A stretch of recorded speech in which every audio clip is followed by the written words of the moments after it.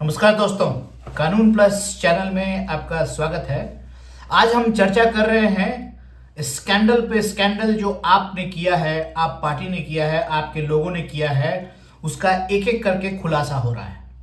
अभी तक सौरभ भारद्वाज बचे हुए थे, लेकिन सौरभ भारद्वाज के घर पर करीब 13 ठिकानों पर इन्फोर्समेंट डायरेक्टरेट ने डायरेक्ट रेड किया है और उन पर 5800 करोड़ रुपए के घोटाले का अंदेशा बताया जा रहा है और कहा जा रहा है कि हॉस्पिटल स्कैंडल के तौर पर यह उभर कर सामने आया है। आपको याद दिला दूं, पिछले साल हमारे पास बहुत सारे स्कैंडल्स उभर कर सामने आए थे। उसमें सबसे बड़ा लीकर स्कैंडल था। टैक्स बेनिफिट के नाम पर बहुत सारे धांधलीबाजी की गई थी। इसमें सत्येंद्र जैन के अलावा अरविंद केजरीवाल, मनीष सिसोदिया और उनके और भी सहयोगी बहुत सारे लोग इसमें इन्वॉल्व हुए और सामने आए थे मित्रों। नाउ अब प्रॉब्लम यह है कि आप पार्टी जिसने करप्शन के खिलाफ मुहिम छेड़कर अपना बेस तैयार किया था, वही आप पार्टी आज उसके जितने भी एक्टिव मेंबर्स हैं एक एक करके धाराशायी हो रहे हैं और सब स्कैंडल में फंसे हुए हैं। मित्रों, अगर ये कहें कि इन्फोर्समेंट डायरेक्टरेट जो है उनसे बदला ले रहा है, उनसे खुंदस निकाल रहा है, एसेट्रा एसेट्रा, तो ये कहना गलत होगा। रीजन ये है कि जो रियलिटी सामने में आ रही है और जो सतह पर जो सब कुछ दिख रहा है वो कौन झुठला सकता है। मित्रों, आप पार्टी के रीजिंग में मोहल्ला क्लिनिक के नाम पे जो धांधलेबाजी हुई है, स्कूल को रेनोवेट करने के नाम पे जो धांधलेबाजी हुई है, टैक्स बेनिफिट देने के नाम पर लीकर में जो धांधलेबाजी हुई है, मतलब उन्होंने तो एक तरह से समझिए जो ऑनेस्टी के नाम पर जो लड़ाई होती है उसका मजाक उड़ा के रख दिया। मित्रों, ये आम आदमी पार्टी, आपको बता दूं, अन्ना हजारे मूवमेंट के समय में जब अन्ना हजारे ने एक मूवमेंट स्टार्ट किया था, मुझे याद आ रहा है 2011-12 में, अन्ना आंदोलन के नाम से जाना जाता है और एंटी करप्शन एक्टिविटीज के नाम से भी बिल बनाया जाता है। लोकपाल बिल की मांग की गई थी और कहा गया था कि भाई करप्शन को रोकने के लिए लोकपाल बिल लाइए और जो करप्ट लोग हैं उनको बुक कीजिए तुरंत। और इस पे पूरे भारत में एक अच्छा मुहिम स्टार्ट हुआ था मित्रों। लेकिन रियलिटी क्या हुआ, उसमें अरविंद केजरीवाल इंक्लूडिंग बाबा रामदेव और भी बहुत सारे लोग थे उसमें इन्वॉल्व। किरण बेदी भी आई थी। इनफैक्ट टू सम एक्सटेंट कुछ समय मैंने भी दिया था एज ए वॉलंटियर उस अन्ना हजारे मूवमेंट में। लेकिन जिस तरीके से अन्ना हजारे मूवमेंट को हाईजैक किया गया वो अपने आप में एक हिस्ट्री है मित्रों। ये भारत में फर्स्ट टाइम एक तरह से समझिए इस तरह का एक्सपेरिमेंट किया गया जिसमें एक बहुत ही सुलझे हुए व्यक्ति जिनका हिस्ट्री है पुराना क्लीन हिस्ट्री, अन्ना हजारे, उन्होंने मोबिलाइज किया पूरे भारत के लोगों को अगेंस्ट करप्शन और एक प्लेटफॉर्म पर ला कर खड़ा कर दिया। स्ट्रीट्स में, चौराहे पे, हर गली, हर मोहल्ले, हर जगह अन्ना हजारे का टोपी लगाकर लोग घूम रहे थे और ऐसा लगा जैसे भारत में सचमुच में एक बदलाव की प्रक्रिया शुरू हो गई है। लेकिन हुआ क्या अंत में मित्रों, ये आम आदमी के एक दो जो उसमें इन्वॉल्व जो लोग थे इंक्लूडिंग अरविंद केजरीवाल, उनके थ्रू कांग्रेस जो उस समय की करप्ट सरकार थी और उसके अलग सहयोगी जो करप्शन में इन्वॉल्व हैं, उन्होंने कॉन्स्पिरेसी करके अरविंद केजरीवाल एंड टीम को पंप किया, प्रोपोगेट किया, सह दिया और उसे अन्ना हजारे मूवमेंट को हाईजैक करा दिया। मित्रों, इसी मूवमेंट में वादा किया गया था कि भ्रष्टाचार से मुक्त शासन होगा, बिजली पानी सस्ता होगा और लोकपाल बिल लाया जाएगा। और इन्हीं कारणों से दिल्ली में करीब मेजॉरिटी सीट से बीजेपी की सरकार शुरुआत में तो नहीं आई, लेकिन बाद में कांग्रेस के सपोर्ट से आपने गवर्नमेंट तैयार किया, अपना बनाया। बट फिर बाद में इस्तीफा देकर फिर से इलेक्शन लड़ा और फिर से वो जीत गई। इस बार 67:70 का रेशियो था। मतलब मित्रों 67 सीटें आपको मिली थी 70 में से। आप इमेजिन कीजिए, दिल्ली की जनता ने आप पर विश्वास करके उसको थंपिंग मेजोरिटी दिया है और ऐसा मेजोरिटी आज तक दिल्ली सरकार को नहीं मिला है कहीं। अब इस मेजोरिटी का मजा लेते हुए अरविंद केजरीवाल शुरू में पहले बोलते थे कि मैं छोटे घर में रहूंगा, मैं छोटी गाड़ी से चलूंगा। उसके बाद स्कैंडल आया 100 करोड़ का घर रेनोवेट करने के नाम पर, गाड़ियों का सिलसिला लग गया। मुझे पावर में आम जनता की तरह रहना है, आम आदमी की तरह रहना है, झाड़ू लेके सफाई करनी है। झाड़ू की सफाई करते करते इतने कर्मचारी बोकस लगा दिए उन्होंने सिस्टम में कि उनके नाम से सैलरी उठाए जाने लगी और करप्शन का हाइट हो गया। मित्रों, ये था अरविंद केजरीवाल का मॉडल और ये मॉडल ना तो लेफ्ट था, ना राइट था, ना ही सेंटर था, बट अराजकता को एक अच्छा खासा अंजाम दिया। और इस जीत ने अरविंद केजरीवाल एंड टीम को ऐसा बौरा दिया, पगला दिया कि वो अपने आप को पूरे ऑल इंडिया पार्टी बनाने के नाम पर घोषित कर दिया और उन्होंने इलेक्शन लड़े भी हर जगह से, बहुत जगहों से, और हर जगह से हार खानी पड़ी एक्सेप्ट फॉर पंजाब। पंजाब में किसान मूवमेंट लाकर के नाम पर इन्होंने खूब बरगलाया लोगों को, और जब पीएम मोदी पंजाब गए थे तो वहां पे उनकी सिक्योरिटी पर थ्रेट आ गया था। ये स्थिति आ गई थी मित्रों। अब जब धीरे धीरे धीरे धीरे जब परतें खुलनी शुरू हुई तो ईडी सीबीआई रेड्स का तांता लग गया मित्रों। अरविंद केजरीवाल खुद जेल में रहे, मनीष सिसोदिया खुद जेल में रहे, सत्येंद्र जैन खुद जेल में रहे, संजय सिंह खुद जेल में रहे। जितने भी ये 4-5 इनके फाउंडर मेंबर्स हैं, ये सारे जेल का रास्ता आते जाते रहते हैं ना। अब इनके लिए और इनफैक्ट पूरे भारत सिस्टम में पॉलिटिकल जो महकमा है उसमें जेल जाना अब कोई बहुत बड़ी बात नहीं मानी जाती है, शर्म की बात नहीं मानी जाती है। बहुत बेशर्मी से लोग जेल के अंदर जाते हैं और वापिस आते हैं। कभी कभी जेल से ही ये प्रशासन चलाते हैं एंड ब्लेम कर रहे होते हैं सरकार को कि सरकार ने मेरे साथ नाइंसाफी की है। उधर बिहार से लालू प्रसाद थे जब चारा घोटाला का खेला चल रहा था और इतने सारे घोटाले हुए, गुंडा राज क्या नहीं, जंगल राज, सब राज चला दिया उन्होंने। उसी का दूसरा एक्सटेंडेड मॉडल पॉलिश तरीके से था केजरीवाल मॉडल, और उसी केजरीवाल मॉडल ने जो स्कैंडल सामने ला के रखा है उसका नाम मैं बता देता हूं। पहला स्कैंडल है मोहल्ला क्लिनिक, दूसरा स्कैंडल है बिजली बिल पानी के नाम पर स्कैंडल।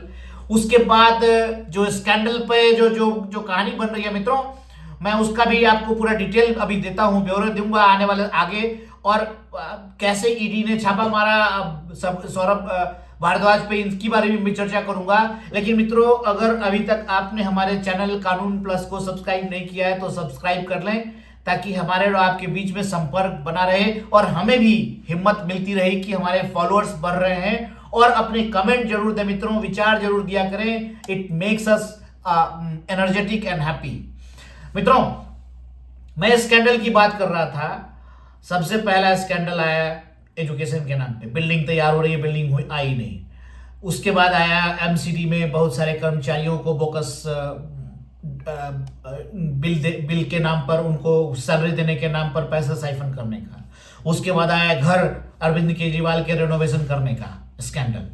उसके बाद लीकर स्कैम आया। उसके बाद अब ये आ रहा है हॉस्पिटल स्कैम।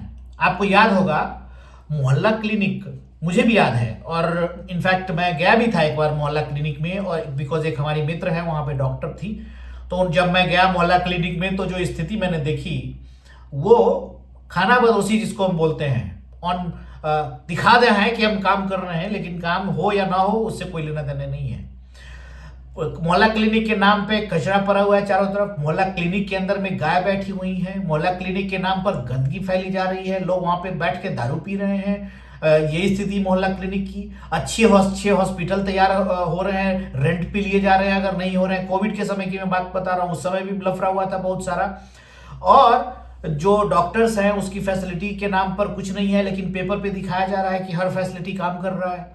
जो डॉक्टर्स जो काम कर रहे हैं उसको सैलरी नहीं दी जा रही है टाइम पे, या उनको दौरा के परेशान किया जा रहा है। ये था मोहल्ला क्लिनिक का स्टोरी। अब मोहल्ला क्लिनिक के स्टोरी का एक्सटेंशन आ गया हॉस्पिटल में। जब स्कैंडल अभी जो पकड़ा जा रहा है, सौरभ भारद्वाज जी को जो हमारे ही एरिया से, सिया पार्क एरिया से मेंबर ऑफ लेजिस्लेटिव असेंबली हैं, एमएलए हैं, और उनको हमारे एरिया के लोगों ने उनको जिताया भी था और इस बार हरा दिया ऑल्दो। लेकिन पहले जब जिस तरीके से वो एक्टिव थे उनके काम को अप्रिशिएट भी किया जा रहा था मित्रों, ऐसी बात नहीं है। लेकिन धीरे धीरे पावर करप्ट्स पीपल, और ऐसा ही कुछ हुआ है और सौरभ भारद्वाज जी के साथ भी परहैप्स। अब ये कितना चिल्लपो मचाएंगे मित्रों, जो फैक्ट सामने आ रही हैं, जो इन्फोर्समेंट डायरेक्टरेट ला रही है, 13 ठिकाने पे छापे मारे गए हैं और ये पूर्व स्वास्थ्य मंत्री हैं और इनका कहना है कि और इनके साथ बदला लिया जा रहा है। भाई आप हार चुके हो ऑलरेडी, आप उल्टी सांसें ले रहे हो, आपसे कौन बदला लेगा। नाउ रियलिटी ये है कि 2018-19 में अस्पताल को अपग्रेड करने का एक प्रोजेक्ट लाया गया था। टोटल वैल्यूएशन बताया जा रहा है 5590 करोड़ रुपए का। उसमें वादा किया गया था कि 24 हॉस्पिटल तैयार होंगे, उसके अंदर आईसीयू लगेगा, एमआरआई स्कैन होगा, वेंटिलेटर्स होंगे एंड ये सारे फैसिलिटी जो मॉडर्न फैसिलिटीज होती हैं उसके नाम पर बजट तैयार किया गया था और बनाया गया था। लेकिन ये सारा बेकार हो गया मित्रों, अब कुछ नहीं है। नाउ फंडामेंटल ये है कि इस सब में करीब 50% काम हुआ है और उसमें 800 करोड़ रुपए ऑलरेडी खर्च हो चुके हैं। लेकिन ना तो कोई एमआरआई मशीन कहीं नजर आ रहा है, ना ही बेड फैसिलिटीज नजर आ रही है किसी हॉस्पिटल में, ना ही प्रॉपर एम्बुलेंस है। सारा एक तरह से समझिए, और जो भी कॉन्ट्रैक्ट जिनको दिए गए हैं वो रिश्तेदारों को दिए गए हैं, आपसे रिलेटेड जितने भी माफिया लोग हैं, उनके जो साइफन करने वाले, उनको ये सारे दिए गए हैं। अब ये जनता का पैसा आप बर्बाद करते हैं। आप इमेजिन कीजिए कोविड के समय में जो स्थिति थी भारत की और दिल्ली के जनता की, वेंटिलेटर के लिए लोग मर रहे थे, हॉस्पिटल के पास जाके तरफ तरफ पे कितने लोगों ने जान दे दी। आपने उसको ध्यान में नहीं रखा और आपने उसके नाम पर पैसा ले लिया और पैसा को क्या किया, आपने साइफन कर लिया और अपने बेनिफिट पे और पीआर और मीडिया में यूज कर रहे हो, अपने आप अपना इमेज सुधारने में लगे हो। This is what the politics tells you to do. आपको ऑनेस्टी के नाम पर लाने की कोशिश की गई थी भारत में और दिल्ली के लोगों ने आप पर विश्वास करके आपको जिताया और आपने क्या किया। अब मित्रों ये बताया जा रहा है कि बहुत जल्द इनको अरेस्ट किया जा सकता है, सौरभ भारद्वाज को, और बहुत सारे चार्जेस लगाए जा सकते हैं। आईपीसी 420 का चार्ज लग सकता है जिसके अंदर धोखाधड़ी का हो, उसके बाद आईपीसी 467 का लग सकता है, जालसाजी और फ्रॉड जिसको बोलते हैं, फोर्जरी और जालसाजी 468 का लग सकता है, उसके बाद ऑब्स्ट्रक्शन क्रिएट करने के लिए आईपीसी 186 का लग सकता है। सत्येंद्र जैन, सिसोदिया, अरविंद केजरीवाल सब जेल का हवा खा चुके हैं, कुछ खा रहे हैं, कुछ बाहर निकल रहे हैं, कुछ अंदर जा रहे हैं। अब ये हो गया है मजाक मित्रों, आपने पूरे सिस्टम का मजाक उड़ा दिया है। हाँ, जेल जाना हैज बिकम डेमोक्रेटाइज्ड। अब आते जाते रहिए, शर्म मत कीजिए, कोई टैबू नहीं है उसके लिए, क्योंकि जेल जाना इनको they have made it kind of fashion कि भाई हम चोरी करेंगे, सीना चोरी भी करेंगे, जेल भी जाएंगे और थेथराई करते रहेंगे और आम जनता को बेवकूफ बनाते रहेंगे। ये समझना जरूरी है इन आपके पार्टी के कुछ जो करप्ट लोग हैं उनके लिए। आपके जो कार्यकर्ता हैं उनके कॉन्फिडेंस को आपने लूज किया है, उनके साथ बिट्रेल किया है, आम जनता के साथ बिट्रेल किया है, पूरे सिस्टम को आपने नकारा कर दिया है और आप जो हैं वो फॉर्डर स्कैम से भी आगे निकल गए हैं। ये है कहानी सौरभ भारद्वाज की। 5800 करोड़ 5590 एग्जैक्ट मैं बता रहा हूं, अप्रोक्सीमेटली 5800 सब मिला के स्कैंडल की बात हो रही है। और इन सब में मित्रों ईडी ने 13 जगहों पर छापा मारा है, नोएडा, दिल्ली, गुड़गांव एंड और भी बहुत जगहों पे। अब इस बात को आप ध्यान से अगर देखेंगे मित्रों तो आपको समझ में आएगा कि ये सिर्फ सौरभ भारद्वाज नहीं है। इससे पहले संजय सिंह दिल्ली लीगर स्कैम में ऑलरेडी फंस चुके हैं। एक्साइज पॉलिसी स्कैम अक्टूबर 2023 में इन्फोर्समेंट डायरेक्टरेट ने उनको अरेस्ट भी किया था। मनी लॉन्ड्रिंग के पीएमएलए एक्ट में भी वो आ चुके हैं, ऑलरेडी जेल के अंदर लंबे समय से रह चुके हैं। उसके बाद जो इनके साइफन करने वाले जो इनके जो दोस्त हैं, Dinesh Arora acting as approver, ये भी वहां पे फैसिलिटेटर है, इनको भी जेल में ईडी ने इनके पीछे बहुत सारे एक्टिविटीज की हैं और उनको भी जेल में ले रखा है। मनीष सिसोदिया एक बड़े एजुकेशन मिनिस्टर, बातचीत में बहुत मीठे हैं, उनको भी अरेस्ट करके लीकर स्कैम में बंद कर दिया गया। केजरीवाल ऑलरेडी लीकर स्कैम में आते जाते रहे हैं और उन्होंने जेल में रहते हुए सीएम पद को संभाला और इलेक्शन तक लड़े। ये आप सोचिए थिथराई का कितना हाइट है।